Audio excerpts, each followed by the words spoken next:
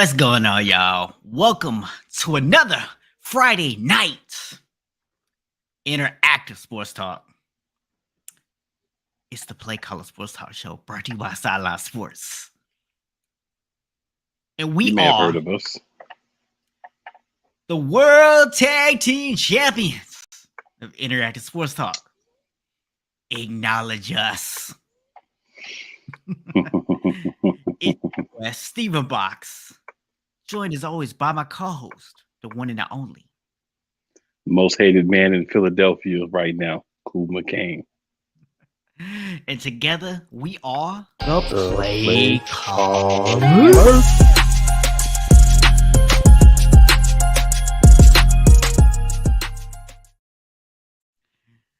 Yes, sir. Y'all saw it on the screen, man. Live, interactive sports talk. You know what that means. If you're joining us, hop up in the chat and interact. That's what we do around here. Now, we're gonna be talking a lot of NBA playoffs tonight, obviously. Maybe a little bit of other NBA stuff. Got a couple of coaching changes, some coaching, scenarios that's gonna start to happen. We might dive into a little bit tonight. I've been getting asked all week as a 49ers fan for my thoughts on this Deebo Samuel situation. So I'm going to give it to y'all tonight. Go ahead and answer y'all question.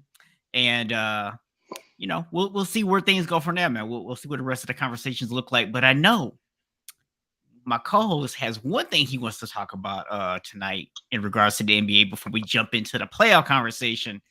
And y'all see it under his name. Jokic is the MVP. Hashtag deal with it. Hashtag y'all mad. So man, I know you've been taunting people on social media all day today, telling people about this. And personally, I agree with you. I think he's the MVP. I know a lot of people think Embiid is.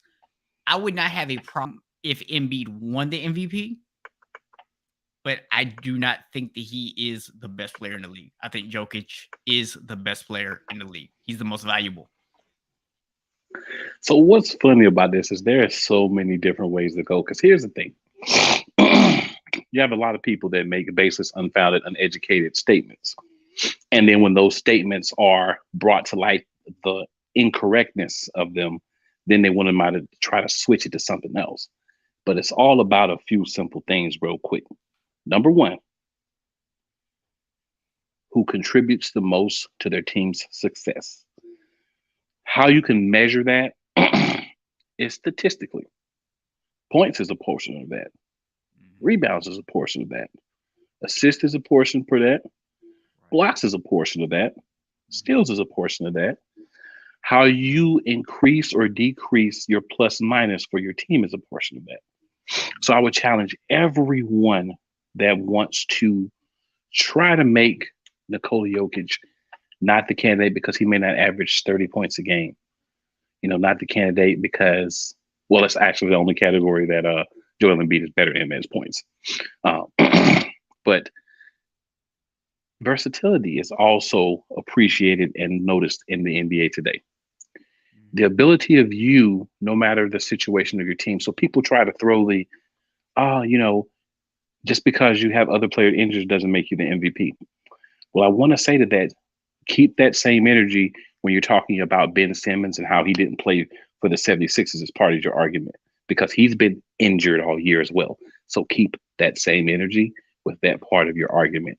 See, Philadelphia 76ers fans, they like to make a lot of comments to make someone else down to make their particular person, which is Embiid in this case, look better. But that's not how you realistically look at an MVP race. You take the candidates. There's three. There's Giannis Antetokounmpo, deservedly so. He should be a candidate. There's Joel Embiid, deservedly so. He should be a candidate. And there's Nikola Jokic, who is your reigning and should be your next MVP as well. So the difference is I have not downed Embiid to make my candidate look better. I have not downed Giannis, to make the guy that I believe is the MVP look better. I've said, hey, if one of those other guys win, I'd be fine with that. You know what? I've decided today that's not true anymore. And I'm not going to disrespect the other candidates because I don't roll that way. but Jokic is the guy. You all know it. You're mad because you know he's going to win, so you're doing everything you can to try and discredit some part of him being the MVP. He's the first player in history, 2,000 points, 1,000 rebounds, 5,000 assists. So all of the great players who came before him, all of them have never achieved that feat. Allow that to sink into your mind.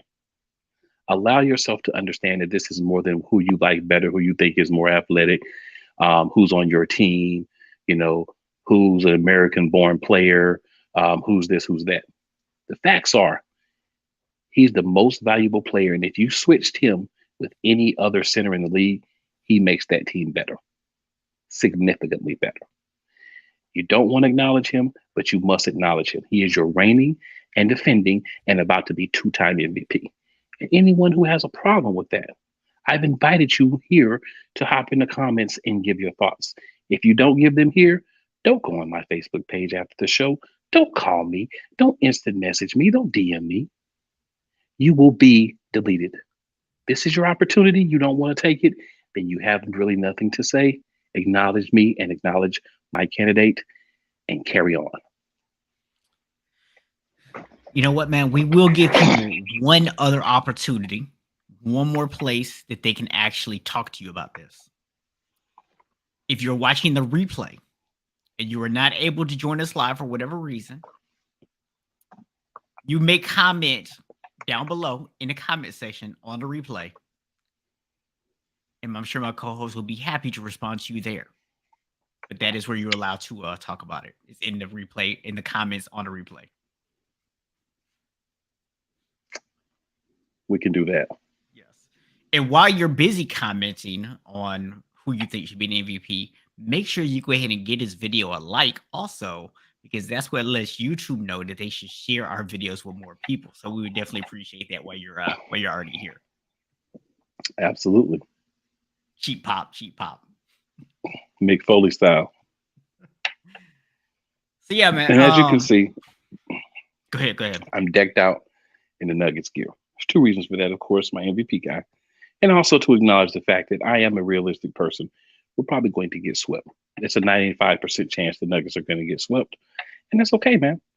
Because what happens in the playoffs, there's this crazy thing. It does not affect the MVP race because the MVP is what? A regular season award. Yep. Casual fans don't understand that. Hometown fans that don't really watch sports but hop on in the last minutes when things start getting good, you don't understand that. It's not a lifetime achievement award. It's a one season, regular season award. Yep. Keep that in mind as well. Yep. That's why we know who the MVP is before the championship game. Yes, we do. Otherwise, if it was for the entire season, including the playoffs, we would wait until after an NBA champion was crowned to know who was going to win that award. Yeah, because they have this thing called regular season. They have this thing called regular season MVP, and they have another reward that's called the Finals MVP. That's for the playoffs. So throw it out there. Just throwing it out there. Just throwing it out there. Yeah. So we will come back on some of these other topics, man. But I want to go ahead and dive into some of these series and get talking about that. So right now, we are going to see what's going on with this game tonight. I did just see there's apparently some kind of security issue in the arena for Game 3 between Miami and Atlanta. And they haven't even let fans in the stadium yet as of like 45 minutes to tip off. So very interesting development what's going on there. But right now, Miami does lead the series 2-0. Trey Land, or I've been talking too much Niners lately, man. Trey Young, it did not look so great. Really, we could just say so far in this series. He has not looked himself. So, as our resident basketball aficionado, what do you feel Miami has been able to do to frustrate him, or has he just been off? So Miami has been able to do to him the same thing that Boston, in a way, has been able to do to Kevin Durant. And we'll talk about that later, but I just want to throw that little caveat in. So what Miami's been able to do is they're focusing on him. They're making him the guy that is not going to beat them, and not just running somebody at him, but the double teams, the angles, the way they're bumping him, they're being physical with him. He's a smaller frame guy. So that's playoff basketball. That's 1990s, early 2000s playoff basketball. And they are a team that are adopting that style of play for the playoffs. You're going to get some fouls out of that. He's going to get some free throws out of that. But you're seeing the difference when a team has the defensive principles, the focus, the correct personnel to run this type of defense, and that desire to take this man out of the game. And, you know, the fact of the matter is, if you're a great player, Trae Young, you're going to have to figure out a way to pull your team up and get some wins. You know, people like to say all the time about another team, this team or that team. But the fact of the matter is, Trae Young's still a young player. He's only been in the league a couple of years. We don't expect him to go out here and win them a championship. But if you want to win some games in this series, which is going to be hard to do because you are missing some pieces. And when you're missing pieces, even though people don't want to acknowledge it, it makes it more difficult. Yeah. But yeah, Lane's, the way he likes to drive, they've studied tape of him. They know that his mannerisms, what he likes to do, where he likes to shoot from, they're at those spots when he gets there. Yeah. The way he likes to drive, they're cutting him off before he can get the drive. They're being physical with him. They are making him have to think about shots before he takes them. They're making him adjust the way that he plays, and they're frustrating him. That's what you do in the playoffs. That's how you make other guys step up. This is when you see the mega superstars versus the regular stars. Yeah. So let's see what he does the rest of the series. It's not a knock on this young man because, again, he has room to grow and learn from this no matter how it turns out. Right. But that's what they've been doing to change the way he's played and make him seem different from what we saw in the regular season and the play-in, which I don't consider part of the playoffs. Yeah. Now we don't do a lot of stats on here, but I'm just going to throw some numbers out there to give people context. Trae Young, regular season, averaged 28.4 points per game. He also averaged 9.7 assists. And I bring that assist number up for a reason. In this series, he's averaged 16.5. So his points per game have been cut almost in half, which is incredible in and of itself. But the thing is, you would expect that in that type of situation, that it would create more opportunities for his teammates. His assist in this series, 5.5. So he's actually averaging 4 less assists per game so far in this series, which means not only are they taking away what he wants to do offensively, they are also preventing him from getting his teammates involved. And see, the sad part about it is I've watched the game. Sad part about it is simply this. He gives the ball to a guy. Does that guy try to get a shot? No, he throws it back to him. The reason why teams like Golden State, the Phoenix Suns, the Miami Heat, the Milwaukee Bucks, heck, Chicago Bulls, you know, the Memphis Grizzlies, and so on and so forth, are successful. They're in the playoffs. They're able to be up in their series, Boston Celtics as well, is that they understand one simple fact.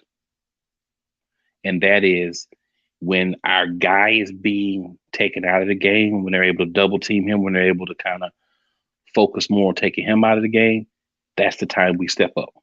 Yeah. So when you have other guys in your team that have the ability and are doing it, this is that time. The Hawks have guys who can play. I can list off a laundry name of guys they have on the team, like Bogdanovich. You know what I'm saying? I'm not even going to go into it, but you know, they have a lot of guys on that team that can play. Yeah. You know, but they are not producing right now at the level they need to with Trae Young being taken out of the game. So the strategy of taking him out of the game a lot and still making it difficult for everybody else is working against them. So let's see if that continues, or let's see if Atlanta now at home finds a way to mitigate that and get some wins. Now, you know my personal philosophy. I do not believe that any series truly starts into game 3. Because until both teams have actually played a home game, we don't really know. Because we've seen plenty of series where somebody goes up 2-0, and after 4 games, it's 2-2. So I don't get too excited about 2-0 leads. Yeah, that was my hope for Denver, but that hope was crushed last night. So I'm curious. What are your thoughts? Does being back at home tonight help Atlanta? Like, I mean, they only lost by 10 points in game two, so it's not like they're getting blown out the water and they just have no hope. Definitely. All these guys that we could, name as role players for the team, they're going to play better now that they're back in Atlanta. They're at home in their beds. They're on their rims. They're used to. They have their same strategy, things they do before the game that they're going to be able to do. They're going to feel comfortable taking and making the shots on their court. So yeah, it's going to be a difference for them being at home. Role players are the heart of any series. You can say what you want, but if your role players are not playing well, you're not going to be a good team. You think about Gallinari. I just got to name a few of them. I just can't take. I got to name a few of them. You got like Gallinari, you got Kevin Herter, you got Bogdan Bogdanovich. You got Lemon Pepper Lou over there. You have guys on that team. Davion Wright, different guys. He'll never not be Lemon Pepper Lou for the rest of his career. To me, rest of his life. So you have guys. You have some injuries as well, but at the end of the day, that happens to everybody. Got to figure out a way to play through them. But Atlanta's not out of the series. It's a matter of what they do tonight. If you're a home team and you split at home, then game 3 to me is do or die for you because you've already lost your home field advantage. But if you're the home team and you win the first 2 games at home, I have to agree with my co-host. And in that situation, you really have held court. So now what can you do on the road? Can you get that 3-0 lead, or that 3-1 lead before you go back home? Yeah. That's the important part. That's what's curious.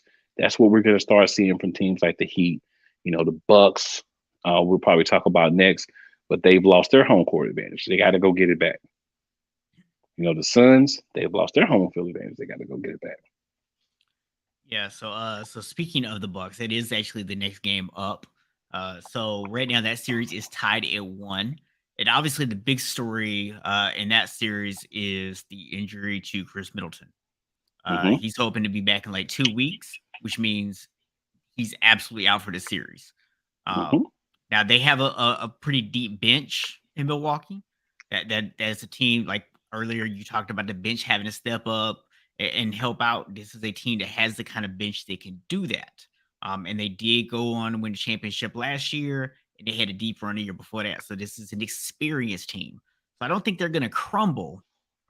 But, this is a Chicago team that also has a lot of firepower.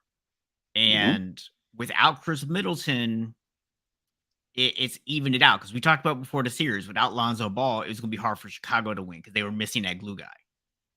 But now with Chris Middleton, it really evens things back out. So how do you see this series going? I know you cover the Bucks pretty in depth. So yeah. So a couple of things. Also, you have to remember Bobby Portis is out. Bobby Portis is also a very important piece of their team because he's another 3 and D guy, a big. So that allows Giannis to have another big in the games with him at times. Brook Lopez is back. But now I'm hoping to see Serge Ibaka get some minutes. Serge Ibaka is a guy that definitely would be helpful being out on the court. The guys who are going to have to step up in order. Drew Holiday is going to have to be the Drew Holiday when he's loose and free and playing and making shots. Pat Connaughton is going to have to play better. Javon Carter is going to have log a few more minutes, make some more big shots. Wesley Matthews is going to have to get his mind right and get out there and help the team. George Hill has not been playing, but hopefully he will suit up and be able to play. We're going to need some minutes from him. Jordan Nwora is a guy that has given us nice games throughout the season. You may have to see him for a few minutes, and then Grayson Allen as well. So a lot of these guys, when they get the minutes, they're going to have to do something in the game. You're going to have to get in. You're going to have to play. You're going to have to make the team better. Yep. Everybody's goal should be ball movement, play hard on defense, take the shots when they're there. When you need buckets, number 34 should get the ball. Giannis, I didn't even mention you with everybody else. You better step up. This is the time to show people that you are the same guy that you were last year, that you are the dominant monster that I and a lot of other people believe you to be. Show everybody who you are. This is your opportunity. Obviously, you're not the jump shooter, but we want you working down low, pulling up for the jump shots. These other guys around you taking shots, and we need you, Brook Lopez, and hopefully Serge Ibaka's in the game when he's in the game. We want you guys going to the boards, getting rebounds, everybody attacking the board, crashing the boards, getting second chances. Just play Bucks basketball. That's all you have to do. Yeah. You do that, you have a good opportunity to win this game and get your home court advantage back. Yeah, I think, just from a mental standpoint, this game actually means a lot more for Milwaukee than it does for Chicago. I would say yes. You got to get that home court back. You got to kind of prove to yourself that you can win without Middleton. There's a little bit of pressure there because if you lose, it's not the end of the world because, like I said, this is a team that has that experience of making 2 deep runs in the last 2 seasons. So I don't think they will completely fold if they lost tonight, but it definitely puts some added pressure on you that you don't need. Versus Yes. if you go get that win tonight, it gives you all the momentum and might help you to be able to break Chicago. Yeah, this is what we would call a pivotal game. I wouldn't call it a must-win game for either team, but I definitely consider it a pivotal game. And what I mean when I say that is the series can change on a drop of a dime with this game.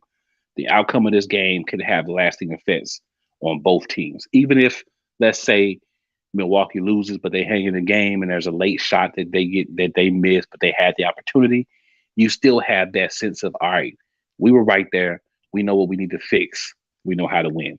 But say you go out there and you're, Milwaukee and Chicago come out and they spank you kind of handily. That's not going to be good on your psyche, your mentality. So you want to at least come out and show, hey, we're here. We missing a piece, but we're all hungry. We know we got to, circle around each other, hold our brothers up, and let's win this series so Chris gets a chance to play some more this season. Yeah. And on the other side of that, obviously a win for Chicago, especially if it's a big win, could be the momentum boost that they need to actually put you away. So, you got to look at it from that perspective. Yeah, listen, Chicago is no bunch of scrubs, right? I said Chicago would lose probably in 5 games. And that was just simply because they didn't have Lonzo Ball. And we know how important Lonzo Ball has been to this team and how they struggled without him. Yeah. But let's talk about the rest of that roster. You got Zach LaVine. You got DeMar Rosen. You got Ayo Dosunmu. You have Alex Caruso, Nikola Vucevic, Patrick Williams, Derrick Jones Jr., just to name some guys. And these are names you should know. Kobe White. So there's guys on this team that can get the job done, right? Tony Bradley's there as a backup center. There's guys there. Tristan Thompson, right? Some of these guys may be injured, but I know most of them are playing. But a lot of firepower still left there. So this was not a team that I took like, oh, we're going to go in there as Milwaukee and we're going to spank them in 4 or 5 games and I continue covering them and talk about how Milwaukee had an easy series like last year. No, never expected that. I just felt like without Lonzo Ball and Milwaukee being whole, which at the time they were, that was going to give them a distinct advantage. Now, part of that is gone. Now, understand that the difference is Lonzo was the point guard. So Lonzo was the guy that set everything up. Middleton was the sniper. So there is a difference there in importance to the team. Middleton's very important. He's the second best player on the team. No one will argue that. But even without him, the correct setups, the correct guys coming in and splitting those minutes, doing what they need to do in that time on the floor, Giannis stepping it up a little bit, Lopez making a couple of more shots in the paint, you can help negate the scoring. But that point guard, that facilitation, and that stroke that he had, Lonzo, for this past season, that's been hard for Chicago to replace. Yeah. Not that it can't be done, not that they're going to go out here and not be able to win another game or lay down for Milwaukee. Never expected that, but I expected Milwaukee to be able to make the clutch shots and get the series over pretty quickly. Obviously, without Middleton, that has changed. Yeah. So it will be interesting to see. I'm still going to pick Milwaukee to win. I think their experience and the depth of their bench will allow them to win the series. But, where I want to say maybe I picked originally 5 games, it might go 7 now. So yeah, I'm gonna say 6. I'm gonna go. It's gonna take Milwaukee 6, and that's all dependent upon what happens here. Because if they lose this game, it's definitely gonna be 7. Yeah. But I'm gonna say Milwaukee in 6 at this moment. But like I said, that's part of it. You go out there, you do your thing. Sometimes it works out for you, sometimes it doesn't. Sometimes guys get hurt. If you can step up, you can still do your thing. If you can't, then you're putting yourself in trouble. So Billy V has a somewhat controversial opinion on it. I will ask for your opinion on this one. Sure. If we're talking about 2 years ago, you're completely honest and you're completely correct, Billy V. But I'll say this. A lot of people haven't noticed because Milwaukee is not right. They're a good team, but a lot of people don't care about watching Milwaukee games until they get to the playoffs, unless they're playing another big team. Because I covered them, I do watch. What Giannis has done in the off seasons is he's corrected problems in his game. He's a much better three-point shooter than he was, which is not saying a lot because he was really bad. He's a better shooter from mid range, which has improved dramatically, and also, he's just been working on his free throws. So as far as taking the spin move away from him, yeah, on the Euro step, another affected. But I mean, we could say that for half of the players in the NBA on the Euro step because the Euro step is like a normal move now for a lot of people. But I think you do limit Giannis if you take away his bread and butter, which is getting to the hole, getting rebounds, junking on people, those things.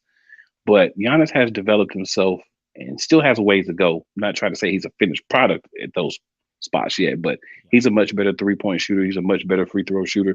He is a much better mid-range jump shooter than he's been in the past. So those things I think will serve him well in the coming years. But Will, to your point, there are games where some of those things may not be working, and he hasn't been as effective. Let's just hope it's not these next couple of games.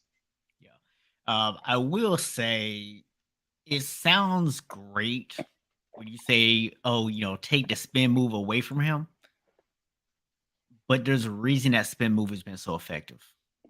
It's not His athleticism makes it very difficult to defend.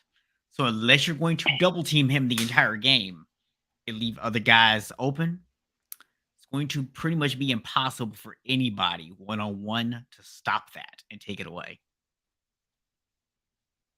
So just kind of throwing that out there. Well, I wanted to leave you something to throw in there, sir. Yeah. Want to real quickly, because I don't think we need to spend a lot of time on this one. Golden State and Denver. So Golden State is now up 3-0, and they look like they are possibly the favorite right now to come out of the West. They are firing on all cylinders. They're even getting contributions from Jordan Poole, who is like kind of stepping up as one of the guys in the playoffs this year. Because every year we have one or two guys who come out. It's kind of a coming out party, and Jordan Poole is one of those guys this year. I know there's another one right now, and I'm sure we'll touch on a little later. But right now, Jordan Poole is one of those guys. I'm just curious what your thoughts are. I mean, obviously Denver's a little shorthanded, so I know we have to kind of take that into account. But where do you see any weaknesses in this Golden State team that you feel like if they were playing a better team that they would struggle with? Yep. Okay. In the middle, in that lane area, you can dog them, dominate them, and there's nothing they can do about it. Unfortunately, we have a finesse big in Jokic who we need because of the other things that he does. And I'll give you a perfect example of how this weakness is going to be exploited by other teams. When we take Jokic out and put DeMarcus Cousins in, the ball goes in the paint to Cousins. Cousins feast. Now, Cousins is not the athlete that he used to be, so there are some shots that he should make that he misses in that time. But just if you watch the games, watch the next game. It's probably going to be the last one. But when Jokic is able to go down low or Cousins is able to go in that middle and bang, there is no one there that can handle that. They don't have James Wiseman, Kevon Looney. It's Kevon Looney. So that's the weakness. So you get them against one of these. Out of the teams that are left in the West, who should they be scared of? They should be scared of the Grizzlies because Jaren Jackson Jr. will enjoy it in there as well as John Morant will rise up over them in there. They should be concerned if the Suns bigs decide that they want to show up. You should be concerned with them as well.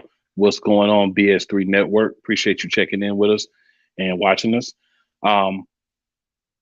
But outside of those teams, there's not anybody that really has in the West that I can think of. Maybe the Pelicans if they somehow win. because they do have some guys that can work in the middle as well.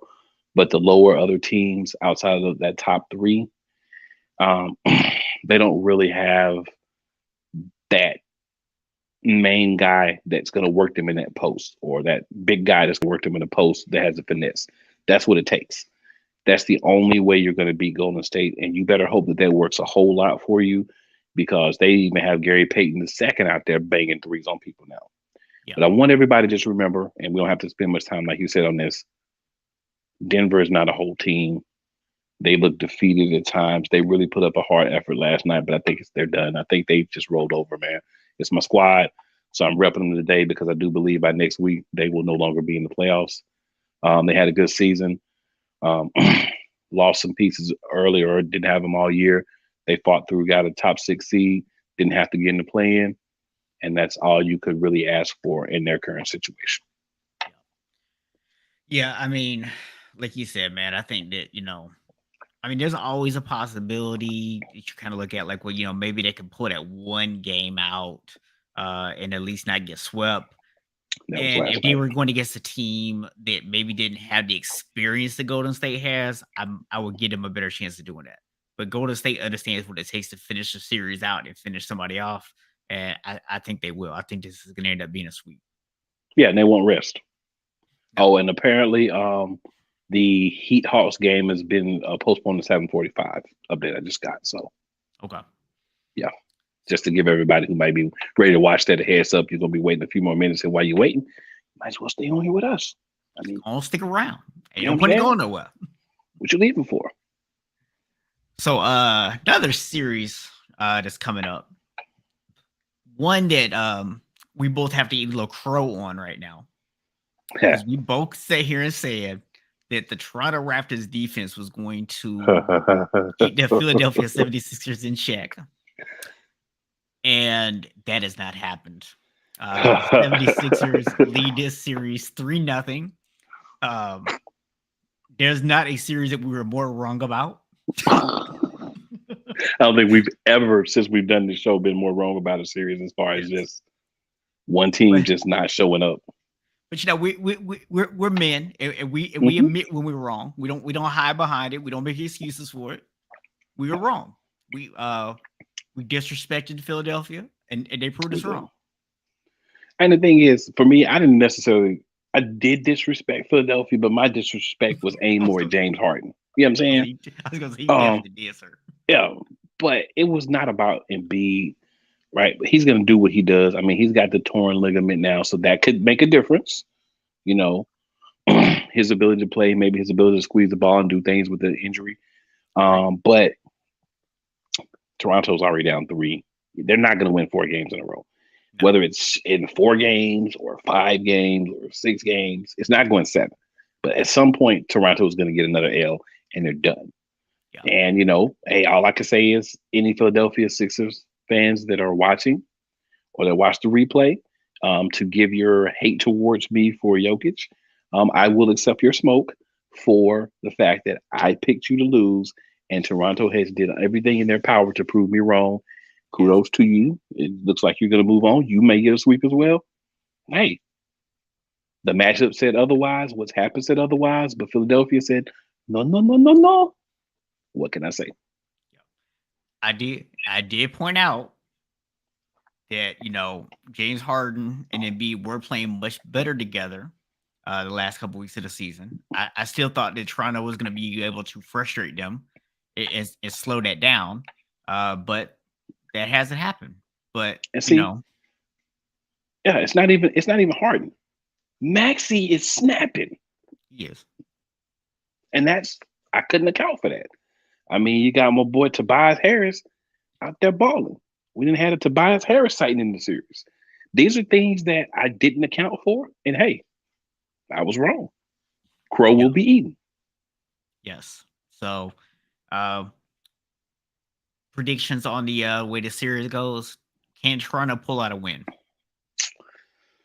I think they can get one to not get swept. I think they can be part of a gentleman's sweep, but not a full sweep. This injury to Embiid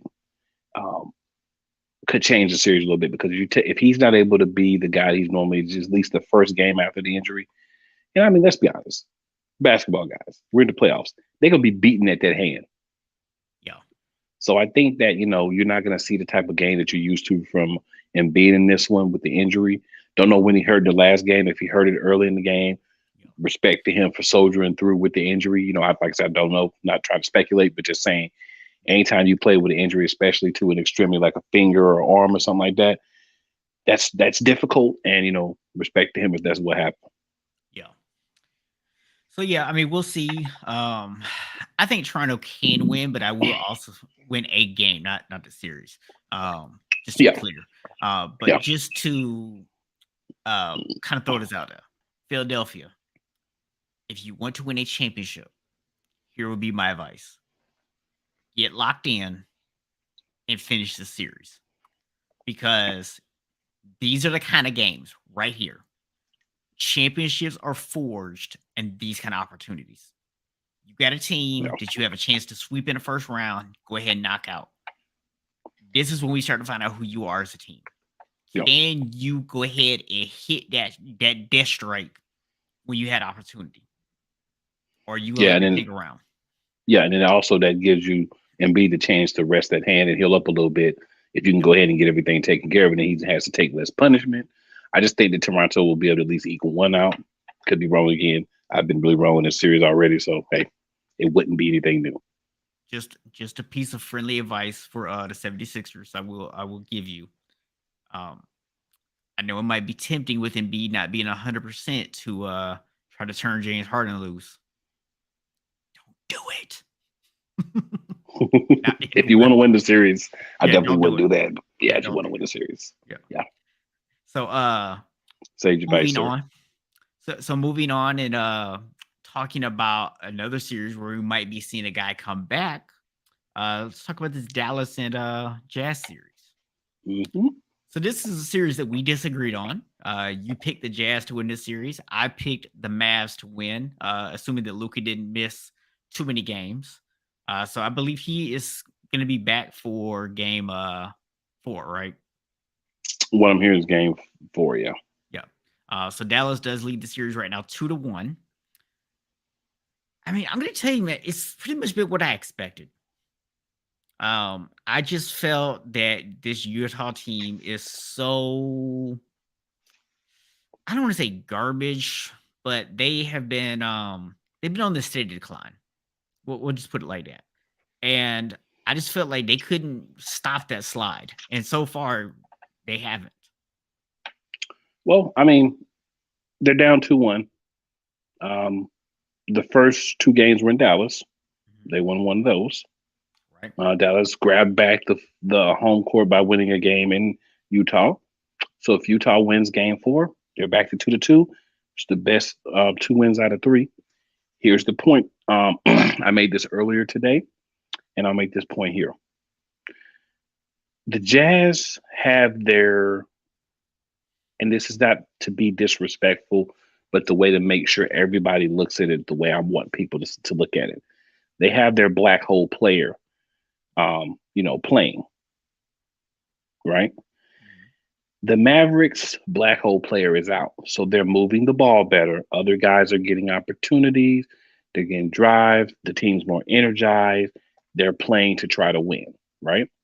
What's going to happen when Doncic comes back, and then he's like Donovan Mitchell on the other side, ball dominant guard.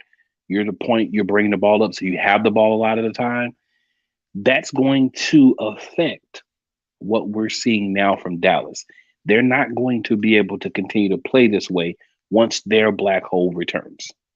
So for me, black hole versus black hole, these are 2 teams that don't do well together. I've hitched my wagon to Utah. I think they will continue. I don't expect either one of the teams that wins this series to go deep, because Rudy Gobert, let's say, I'm not going to try to get the matchups, but let's just say the Jazz win and they play the Warriors. They're going to have the advantage of Gobert on the inside and what's his name that was on Whitehead. Yeah. But those are not skilled offensive big men. Right. So they can get some buckets because of their size, but they're not skilled offensive big men. Right. So that's going to be what would hurt either team that wins this series moving forward. They don't have skilled offensive big men, and you have to have that to keep up with those other teams that are going to be expected to win their series out west. Yeah. Yeah. I mean, I don't think either one of these teams are going to win in the next round either. I think where we disagree is I don't think that Luka coming back is going to necessarily hurt the team as much as you do. So we'll find out tomorrow if he ends up playing. We'll find out.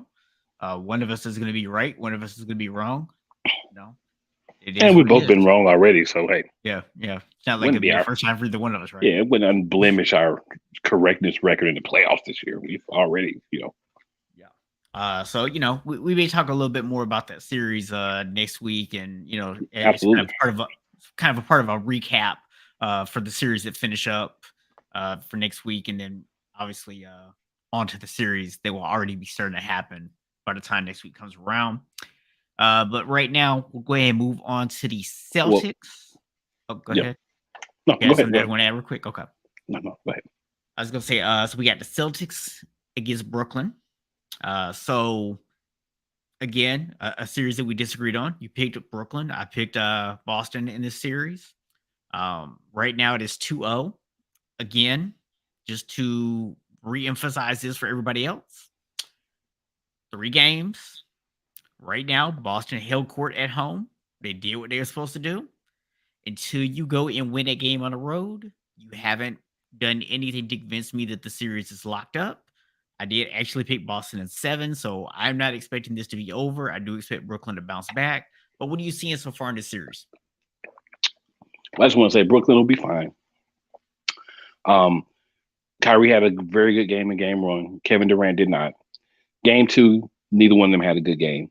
Game 1, they could have won, so it could be easily 1-1 right now. What I have seen so far is, and I expect Durant to correct this now that he's seen it a couple of times. Yeah. What you have is same thing. When he goes up there, hit the ball, they swipe the ball, they're being physical. When he catches those little lob pads he likes to get from Kyrie, instead of them being in the lane, he's getting pushed out. They're fouling him, they're grabbing him, they're bumping him, they're making it difficult for him. They're trying to get in his head, and to an extent, it looks like it's worked. It's worked the first 2 games. Yeah. But one thing about Kevin Durant, he don't care about brushing his hair. He don't care about eating. This guy. He don't care about lotion. That man care about one thing, and that's basketball.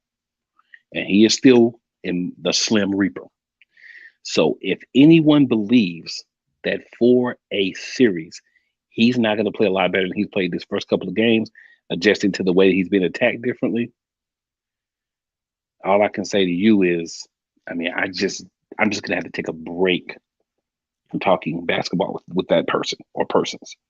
Now, is that going to be enough to win the game? We hope so, because you're looking at, for those of us who were picking him and want them to win, we're thinking you're going to get solid games out of Kyrie at home. You're thinking some of those role players, just like other teams, are going to step up a little bit better at home. So it's just a matter of the main pieces in Brooklyn doing what they need to do. The other guys have actually played pretty decent, even on the road. But the 2 principals have not been able to both put together a good game and help this team win. The first game, they barely lost. The second game, a little bit different scenario, but you're going to have that when you're on the road in a 7-game series. Yeah. Brooklyn's going to come out. They're going to be better. They're going to win some games. I think I originally said Brooklyn in 6. With the 2 losses, I'm going to have to say it's going to have to be probably 6-7. There's still a possibility that they do it in 6. But the thing is, that means they got to win 4 games in a row. Yeah, so, yeah, it's going to be tough. So it's probably going to go 7 either way. But I'm thinking Brooklyn's going to be able to pull it out. Stars step up at the right time. They have 2 bona fide certified stars. I'm not a big Kyrie fan, but you cannot deny the talent and the way that he can turn it on and off in certain games. I think I'm not losing to Boston. These boys didn't want me. Then I said I was staying. Then I left. Now they hate me. I hate them too. So it's one of those things a little bit personal for him as well. Yeah. And it's also interesting, earlier we were talking about Trey Young and how they're taking things away from him that he wants to do. Mhm. And what's interesting is to kind of watch this is the development of players, right? Durant, yes, you've kind of frustrated him, taking some things away from him. You're going to start to see Durant making adjustments. You're going to start to see him do things in this series that are a little bit different, and it's going to throw Boston off because okay, we've prepared, we've done this to him, it's worked, but his game is varied enough that he can actually bring out different things. He can attack you in different ways. Trey Mhm. Young hasn't developed that yet, and that's not a knock on Trey Young. Not at That's all. the That's fact. expectation when you're that young, that you're not Mhm. gonna have that repertoire just yet. So that's where you're gonna see a difference in how Durant is able to respond to this versus how Trey Young's gonna probably be able to respond to it. That's a very good point. So I'll be interested to see how he responds to it, man. Because like you And say, he's not even the basketball aficionado, guys. yeah, man, I mean, hey, man, I hold my own, man, but I have to give props to my co-host for being the aficionado around here. You're too kind. You're too kind. I try, man. I mean, I really do try because it's not natural for me. So final series, man. We've got the Grizzlies at the Timberwolves. And yeah. Memphis leads 2-1. Looked like it was going to be the other way around for a minute. Never But concerned. the Timberwolves blew a pretty big lead Yeah, I in was game never 3. concerned. So, we both picked Minnesota, or not Minnesota, but Memphis to win the series. And I feel like what we saw was that moment, right? Where they like, hey, if we don't step up, we're not paying attention, this team could actually mess around and embarrass us. Now, I know Minnesota actually has played a little better than you were giving them credit for. I think I gave them a little more credit than you did. For one game, they did. Well, I mean, for 1.5, really. I'm not giving them a half game. We're not doing that. But the but yeah, I think what we saw was Memphis kind of woke up and said, "Hey, we gotta get up on it." I think you're gonna see a really focused Memphis team from here out, and I don't think Minnesota's winning another game in this series personally. Yep. So I wanted to remind you, sir. We still got to do the Suns and the Pelicans real quick after this one, but So, um, for this one, all I can say is Memphis. You came out in game 1 and you were not prepared and ready to play. We saw it. The world saw it. Minnesota saw it. Since that game, of course, you had the first half in game 3 where it was a little difficult for you. But besides that, you really showed up. You really kind of showed us who you are. You've had the big game you had to come back in, that defining moment in the pivotal game 3. You made it happen. Then you go out and spank them in game 4 and go back home and finish them off. I told you better not lose this series. I thought you were going to sweep, but I'm okay with an L because, hey, it's a series. Minnesota did come out in game 1 and everybody played well, even Cat. Now we're starting to see Cat regress back to the mean of who he normally has been yeah, in big situations. So without him doing it, even though the young cub Anthony Edwards is balling, and other guys on the team are playing well, but shout out to Anthony Edwards. He's not getting enough love. He is balling in the yeah, play-in and in the playoffs. He is being a consistent baller. You know what yeah, I'm saying? And just shout him out for that, because when guys can start to have that light flicker on in year 2, that's impressive. yeah, yeah. No, he's a guy that looks like they're gonna be able to build around a little bit. And you Hmm. are right. I actually, when I was flipping through to see what the games are, I accidentally missed that series was sitting there. So yeah, so you do have the Suns and the Pelicans. This is a series that we thought the Suns should be able to easily win. That becomes questionable Until now. That becomes until questionable now because there's that word with Devin Booker that no sports fan likes to hear. Indefinitely. yeah, there's talk that he's going to try to play game 4. But with the hamstring injury and his history of the other hamstring injury, um, You kind of want to, if you're Phoenix, let me steal a page out of my co-host book and let me give you a little advice on what to do to win this series. What you need to do is you need to elevate Cam Johnson to your starting lineup. Long, he's able to defend multiple positions. He's a good 3-point shooter. He's a jump shooter. He's not a guy that's going to take it to the basket too much. That can replace a lot of what Devin Booker does on a certain level. Obviously, you're going to have to bring in, other guys to do things as well. And also allow DeAndre Ayton to cook. Yeah. That's the two things I would suggest for you to do so that you can keep yourself in this series and try to get some wins without Devin Booker. If you can win this and allow Devin Booker to sit and rest the hamstrings, this would be great. Problem becomes you lose this game 3, you lose 2 in a row, then you're putting the pressure on your superstar player to try to get out there. And the only thing that happens in those situations, you see it all the time in sports from middle school on up, a chance to re-injure or make the injury worse. And we don't want that for Devin Booker. We want to see this young man in the playoffs. We want to see how far he can get. One other thing, Devin Booker, the pound for the baby. When you made the shot, classic, loved it. Yeah, the fist bump, man. That was that was definitely a nice little moment there. Oh yeah, I said the pound, but yeah, the fist bump. Yeah. So yeah, that's gonna be one of those cool things that the kids gonna be able to look back on one day and wish they could actually remember it happening. In New Orleans, just keep playing the way you're playing. Your head coach knows Phoenix. He was there last year. He's not afraid. He's letting you lose. Y'all are playing well. Just keep playing. If you lose, you lose. If you win, great. But just keep playing and keep fighting. And that's the best thing I can tell the Pelicans. Yeah. And look, the Pelicans, they do have some weapons. It is not out of the realm possibility that without Devin Booker, Pelicans could actually win this series. We're going to find out a lot in this next game about where the series is going to go. We talked earlier about, pivotal games. This isn't necessarily a must win for either team. Yeah, but definitely a pivotal. Yeah. It's definitely pivotal. I can dig that. And again, it's more important for Phoenix because losing this game means you have to rush Devin Booker back. Yeah. And I don't think you can afford to do that, especially if you want to make a deep run. Yeah, I don't want to do that, man.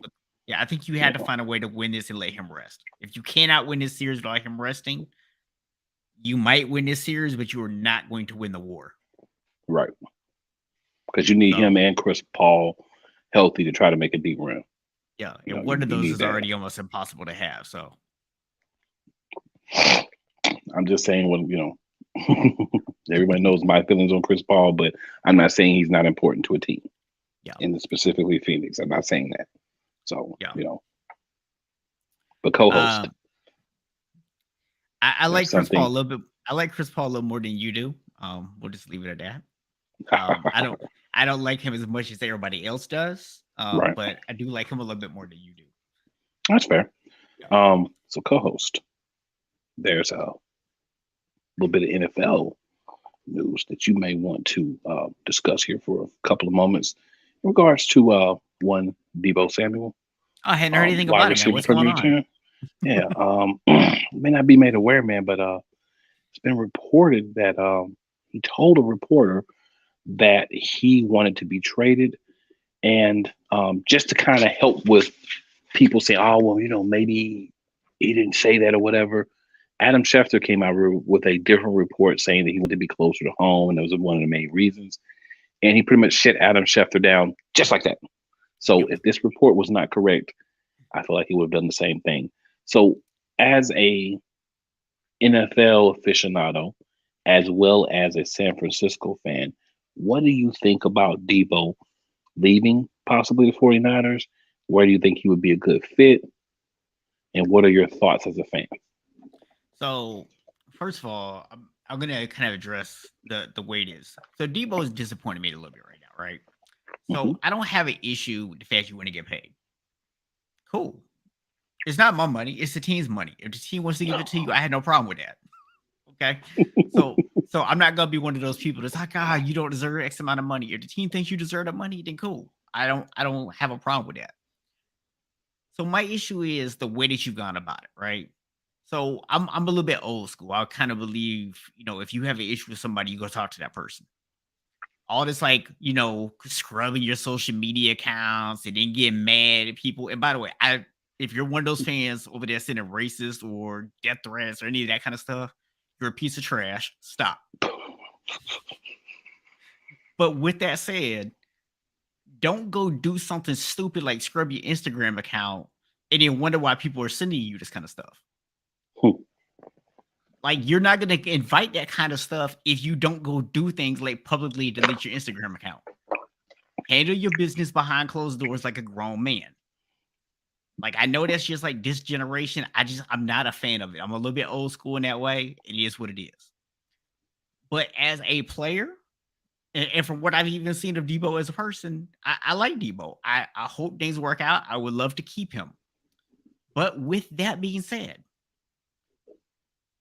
I'm thinking that all this right now, in all honesty, is a negotiating tactic. That's why Deebo isn't really coming out and saying exactly what it is that's bothering him. Because it's probably not something that if he were to say it out in front of everybody, comes across as a huge deal. I think it's mostly a negotiating tactic. But on the off chance that it is not a negotiating tactic, he truly wants out of San Francisco. He's truly decided he's no longer happy to. Deuces. You don't want to be on my team? Holla at you. I don't care if you're the second coming of Jerry Rice or Joe Montana. If you do not want to wear my team's uniform, I have no love for you. Be gone. That's how I feel about it. Because I am a San Francisco 49ers fan. I don't care about the individual players. I care about my team. If you don't want to be a part of my team, I don't want you on my team. I don't care how good you are. And especially if I can get a first round pick for you and maybe even like a late round pick with it, even better. So I do hope that he wants to be there. I hope this is just a negotiating tactic. I hope everything works out and we keep him. But in the event that we don't, guess what? I'm not really stressing it. You know why? Brandon Ayuk is the guy that everybody expected to show up last year. Now, he obviously came into the season kind of a little full of himself, really wasn't putting in the work that he needed to put in early in the season. That got rectified. I think he's going to step up big this year because guess what he's doing while Deebo is over the pouting? He's out working with Trey Lance. He's actually developing a chemistry with his quarterback. Juwan Jennings is the guy who started stepping up last year. Remember, Trent Sherfield was playing really well early last year when Ayuk was going through his doghouse moment. And he disappeared from the offense because they had to make room for Ayuk. So it's not like you don't have any weapons. You get a first round pick, you can also go grab a receiver. You go grab Trey Lance as a receiver from college. Now, are any of those guys individually going to replace Deebo? No. It's ridiculous. But collectively, they can absolutely replace Deebo's production. And it is a team sport. It doesn't matter what one guy's stats is. It matters how the team performs. So at the end of the day, I mean, that's how I feel about it, man. If Deebo wants to be there, cool. If he doesn't, that's cool. We pay him, cool. We don't pay him, whatever. You know what I'm saying? Like, I'm really at that point, man, where it's like, bro, just let's do something to move on. So do you think that there's any teams who he would be a good fit on if he is really looking to be traded? So I think this now comes down to this question, right? Of what's a fit? And when we talk about fit, it's in terms of fit in the scheme. And honestly, I think he could play in pretty much anybody's scheme. He's versatile enough that I think you could really fit him anywhere. So I really don't think that's the issue. But now you got to talk about who has the compensation to give up for him and who has the cap space to pay him the 25 or whatever it is million per year that he's going to want. Mm-hmm. And then the other question is, of those teams, does Deebo actually even want to play for any of those? Because you got a team like the Jets who could easily give up the capital to bring you in, could afford to bring you in. Do you want to go play for the Jets? You want to go play for the Texans? I'm just saying, for the Jets, you've got a connection there. So, yeah. I mean, maybe he does, but Right. where are your priorities? Because you go play for the Jets, you're clearly not competing for Super Bowls. And I don't say that as an insult to the Jets. That's just like they're not even close. Like Deebo does not put him into Super Bowl contention. That's fair. That's fair. Yeah. So, my thing is, where do you want to go? Obviously a team like Green Bay could use him. Do I see San Francisco sending him to Green Bay? Not unless they're getting like a king's ransom in return. Yeah. Because that's a team that is competing with you for the opportunity to go to the Super Bowl. You're not sending Deebo there. So it's got to be what's best for 49ers, what's best for Deebo, and what's best for the team trading for you. And at the end of the day, man, I don't see there being a whole lot of teams that fit that criteria, which is why ultimately I don't think he's getting traded. I know one team I don't want to give up too much for Deebo and then turn around and pay him $20+ million a year. The Philadelphia Eagles. Yes, sir. Everybody else have at it, but I don't want. And for me, it's not that he's not a great player. He is. Injury concerns are part of it. The price tag, thanks to Christian Kirk, is a part of it, and the Jaguars, equally culpable in this situation. Yeah. And then you turn around and give up compensation. You give up picks, right? So if we were thinking about Deebo Samuel, I'd rather say, okay, we can bring in Deebo, we can give all this stuff up, or we can take one of those 2 first-round picks. We can go grab a receiver, whoever's available at our pick, at pick 15, right? Let that person be our wide receiver. We control them for 5 years. Mm-hmm. If they're really good, they're probably going to make a fuss around year 4, but you're still under the team's control. Yeah. So we can go 5 years with this person without needing to shell out what will probably be $30 million a year by the end. Yeah. Jacksonville will probably go sign somebody else, or the Jets. Screw everybody up again. Well, and and the Raiders didn't do anybody any favors by turning around getting Devontae Adams what they gave him. So my thing though is Devontae Adams is at a level where you can say, okay, you want that kind of money, then go out and have seasons like Devontae Adams has had. If you haven't had seasons like that, you take a seat over there on the little kid side and be quiet. I mean, I don't disagree with you. I'm just throwing it out now. But there'll be some receivers who will think that they're Devontae Adams-esque. They will try to get Devontae Adams money, and hopefully everyone will tell them no. Yeah. But it's not the player, it's not that. It's just the combination. Can't get the word out. The combination of having to re-sign him and also having to give up, high compensation to get him. I would rather not. But if we were to find out that Deebo Samuel is coming to Philadelphia, I wouldn't feel like I did when we drafted Jalen Reagor. Yeah. Yeah. I mean, which I'm still mad about. Which, and I know we're over time, so I'll make this one final point on this. And this is for any of my fellow 49ers fans listening. I want you to actually think about something for a second. Deebo has been injured pretty much every single season. He's missed games.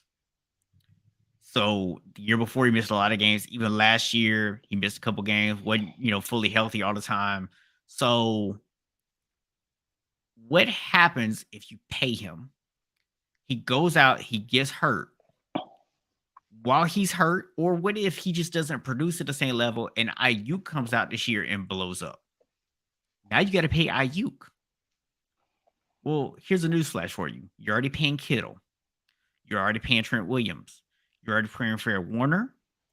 You pay Deebo. Oh, and by the way, there's another guy up for extension right now who we haven't heard anything from, who's not scribbling his Instagram accounts. I don't even know if he has an Instagram account, is Nick Bosa. Guess what? He's going to cost you $25-30 million because that's what defensive ends cost. So you're going to pay all these guys, including Deebo. If Ayuk has a great year, where are you going to get money for him? You're not. You're going to lose him. You can't keep everybody. At some point, we're going to lose somebody. It's just the way it is. You're going to lose somebody at some point. So whether that's losing Deebo now or is losing somebody else in the future, just go ahead and get yourself ready for the fact you're going to lose somebody. It's part of the NFL. It is the business side of things. It is reality. And every single team in the NFL is going to deal with it. Yep. I mean, now you could keep some of these guys around if you want to go and do like what New Orleans did, where they kept extending people out and prorating bonuses and all this other stuff to extend that window out and be like millions and millions over the cap every year. But guess what? That's why they still paying Drew Brees. That's why Drew Brees is still on their cap. So you could do that. There's no guarantee that wins you the Super Bowl. Nope. So just a little thought for people to kind of keep in mind before you go make a hard line in the sand about how you want this to end. I always love the line in the sand references, sir. Always. Well, man, speaking of lines in the sands, man, appreciate everybody tuning in tonight. We are out of time. If you have not already, man, do us a favor. Give us that. Go and hit that like button. Give us a little love there.